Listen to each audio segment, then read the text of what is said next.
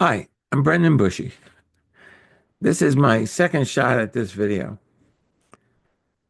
I wanted to, I want to do a video on what's happening right now. And I think one of the most pivotal things happening right now is whether or not Joe Biden is going to pardon his son Hunter.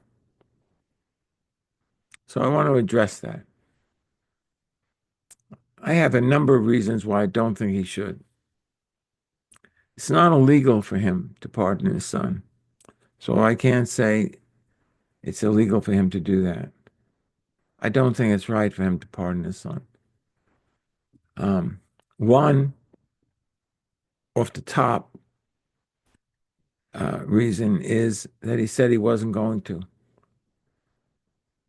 And I think um, when our politicians, particularly our presidents, tell us things and do another thing, I think it hurts us all.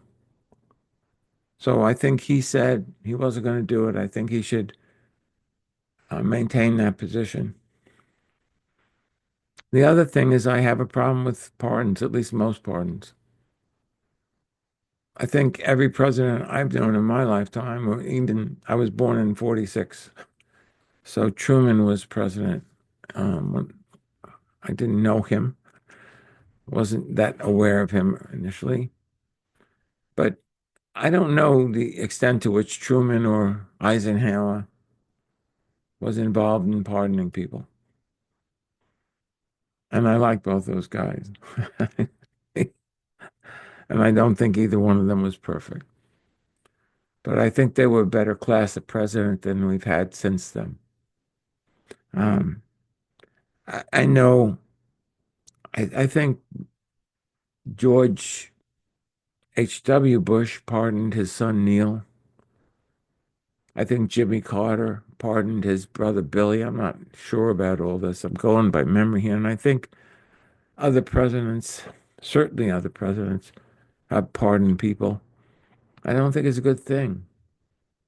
I don't think most of the pardons that I know about were done because someone was falsely convicted or someone was innocent and in jail.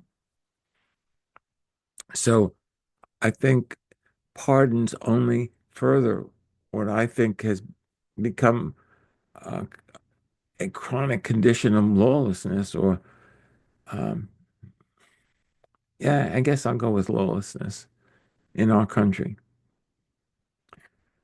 We've not been doing good. At least I'll go from the day I was born, January 46, going back to that month, coming forward, I think things have gotten progressively worse in this country. And we sure had some things that were uh, seemed like they were going to overwhelm us. The first one I can think of was the Vietnam War. Um, but we got through it. I think the civil rights movement was kind of like a more of a, I mean, a lot of bad things happened during that time, but I think for the most part, we came together around human rights. Not all of us, but people, we had a new sensitivity to people's rights.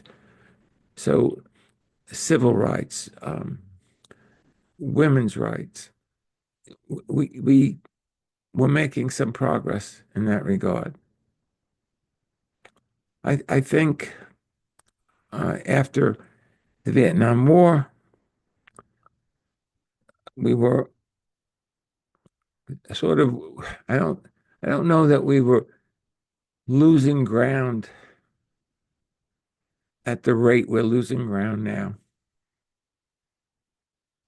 I think that the next big thing after the Vietnam and civil rights movement was the presidency of George W. Bush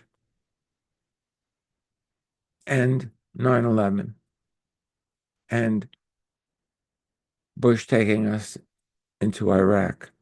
All those things, I think, had devastating effects on our well-being as a people. I think the when Obama ran, I think there was optimism again, and I don't think it played out. Um, I can't. What can I say about Donald Trump being elected president in 2016? I think that was, and I don't know. I don't know about presidents from before I was born, but I don't think we've ever elected anybody quite like Donald Trump. But I don't think he was as dangerous in 2016 as he is now. And the sad thing is we've reelected Donald Trump. And that's much worse than the first time around. And the first time around, I don't think he was running with the expectation he'd win. He didn't even have a transition team. So when he won, it was kind of a fluke, and the Republican Party um, kind of took over for a while. That's not happening this time. This time, as far as I can see, Donald Trump has been given a free bill of health. He's going to do whatever the hell he wants. And the people he's going to bring into his administration are going to be people who are going to let him do whatever he wants, offer no resistance. And I think we're going to see the end of vital agencies such as Environmental Protection Agency. I think we're going to see the end of the Education Department. I think there are a number of things we might see the end of. I don't think any of this is good. I think George W. Bush allowed our government to be unduly influenced by religious leaders. I think he was unduly influenced by religious leaders, and I think he may have been a true believer in terms of his beliefs and what he was doing as president, but I don't think what he did as president was good for anyone. And I think um, what was done in Iraq was a disgrace. Iraq didn't invade us. I think what was done in Iraq is akin to what Putin did in invading Ukraine. I think um, there's no justification for attacking another country unprovoked. So I think we've had trouble and we're trying to sort it out, but I think our ability to sort it out might just be coming to an end. The biggest problem we have is what's happening to our planet. The biggest problem we're facing is as a species in terms of the well-being of the planet that we come from that gave us life. We're engaging in policies and procedures and practices that are literally killing us. And they're not just killing us, they're killing other species, both plant and animal. In terms of we're not even leaving the minerals alone, right? We're making a mess of certain areas, destroying the land, destroying things like clean water. That's all I got. I don't think that Biden should be pardoning his son, mainly because he said he wouldn't do it. I don't think that presidents should have the power to pardon people willy-nilly, and that seems what it is. So I have a problem with pardoning from that perspective as well. I'm also, and I don't know if I said this, but in case I haven't, I have a problem with Democrats urging Trump or urging Biden to pardon Trump. Trump is a criminal and he needs to be held accountable. This is our last chance, and I don't know if it's much of a chance to hold him accountable. If he is not held accountable for the crimes he's committed, then he's above the law. And he's above the law in a much more blatant way than people have been above the law up to now. A lot of people have been above the law, but it's not been as blatant.